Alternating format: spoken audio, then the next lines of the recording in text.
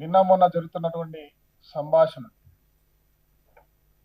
కోమటిరెడ్డి కావచ్చు, చిన్నారెడ్డి గారు కావచ్చు, ఇంకెవరైనా కావచ్చు, ప్రధానంగా క్యాబినెట్ లో ఉన్నటువంటి ఒక బీసీ నాయకురాలు మా కొండా సురేఖ అక్క, మేమందరం కూడా అక్క అని గౌరవంగా పిలుచుకుంటాం. స్వయంగా రాష్ట్ర ముఖ్యమంత్రి రేవంత్ రెడ్డి గారు సురేఖ అక్కకు చోటు ఇవ్వాలి అని గతంలో మా దివంగత నాయకులు రాజశేఖర రెడ్డి గారు అవకాశం కల్పించినారు. వారు ఏ బ్యాక్గ్రౌండ్ నుంచి వచ్చిన సంగతి మీ అందరికి తెలుసు. ఇతర రాజకీయ పార్టీల నుంచో లేకుంటే ఇక్కడి నుంచో అనేక సమస్యలను ఎదుర్కొని, నాకు కూడా చాలా దగ్గర కుటుంబం వచ్చినటువంటి వాళ్ళు తర్వాతి కాలంలో వారు ఇతర పార్టీకి వెళ్ళిన తర్వాత టిఆర్ఎస్ లో ఉన్న ఎక్కడ అవకాశాలు వాళ్ళకు రాలే. మళ్ళీ ఈరోజు కాంగ్రెస్ పార్టీ గౌరవ రాష్ట్ర ముఖ్యమంత్రి రేవంత్ రెడ్డి గారు రాజశేఖర రెడ్డి గారు ఇచ్చినటువంటి సమానమైన గౌరవాన్ని ఇచ్చి ఈరోజు ఆమెను కేబినెట్ లో తీసుకోవడం జరిగింది. సంతోషం అనిపించింది అందరికి. ఇక్కడ కూర్చున్న వాళ్ళం కూడా ఒక బీసీ నాయకురాలకు వచ్చిందని చెప్పి అక్కగానే గౌరవిస్తారు. కానీ అనేక మార్లు ఏదో ఒక చిన్న సంఘటన మీద మీడియాలో ద్వారా ఇతర పార్టీలను ప్రభుత్వంపై బురద జల్లేటువంటి కార్యక్రమం చేసే విధంగా వారు మాట్లాడడం నిజంగా బాధాకరం. ఒక సోదరుడిగా చెప్తా ఉన్నా, అనేక సార్లు రాష్ట్ర ముఖ్యమంత్రి గారు పిలిపించి మాట్లాడి ఆ సమస్యలను పరిష్కారం చేసింది.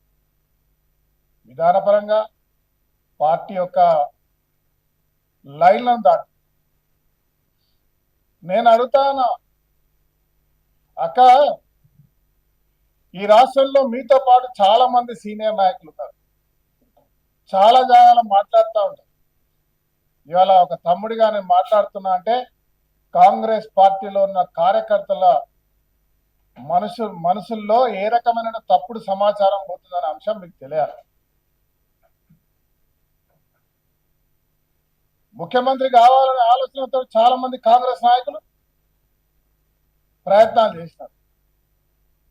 ఒక కెప్టెన్ గా పార్టీకి పిసిసి అధ్యక్షుడిగా రేవంత్ రెడ్డి గారిని రాహుల్ గాంధీ గారు తెచ్చిన తర్వాత సీనియర్ ఉన్నటువంటి బట్టి విక్రమార్క గారు, కోమటిరెడ్డి వెంకటరెడ్డి గారు, మా గౌరవ శ్రీధర్ బాబు గారు, ఉత్తమ్ కుమార్ రెడ్డి, అనేక మంది టీం లీడర్తో కలిసి పనిచేసినారా లేదా?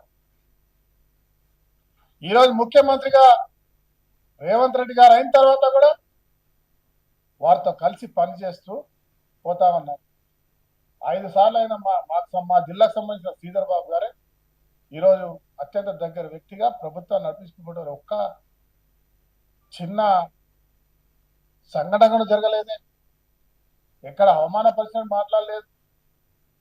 ఇవాళ బీసీలుగా బీసీ నాయకుల పట్ల జరుగుతున్న దాని మీద అంశాల మీద మనం మాట్లాడి మనపై బురద జల్లేటువంటి వారిని కట్టడి చేయాల్సింది పోయి పార్టీని బలహీనపరిచే విధంగా, ఇతరులకు ఆయుధం ఇచ్చే విధంగా ప్రవర్తిస్తున్న తీరును ఒక కాంగ్రెస్ కార్యకర్తగా, ఒక బీసీ నాయకుడిగా తీవ్రంగా ఖండిస్తాము. ఆ రోజు ముఖ్యమంత్రి గారి సదస్సులో కార్యక్రమంలో రేవూరి ప్రకాష్ రెడ్డి గారు మళ్ళీ ఎమ్మెల్యే అన్నారు, మీరు నాయకులైతే మీరేం చేస్తారు?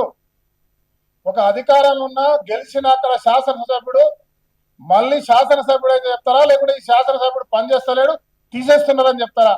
కొంచెమైనా మీ సీనియారిటీ, మీ రాజకీయ అనుభవం ఉన్న వాళ్ళైతే ఈ రకంగా మాట్లాడగలుగుతారా? వారు చేసిన మాటను తప్పుదావ చేస్తుంటే స్వయంగా మా సోదరి సుస్మిత మాట్లాడుతూ ఉంటే మీకు తెలియదన్నాను.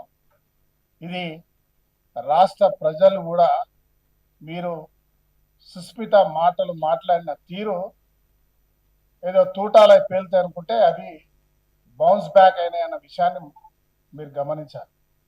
రాష్ట్రం అంతా కూడా దీని మీద తప్పుగా మా ఆలోచన చేస్తా ఉన్నాం.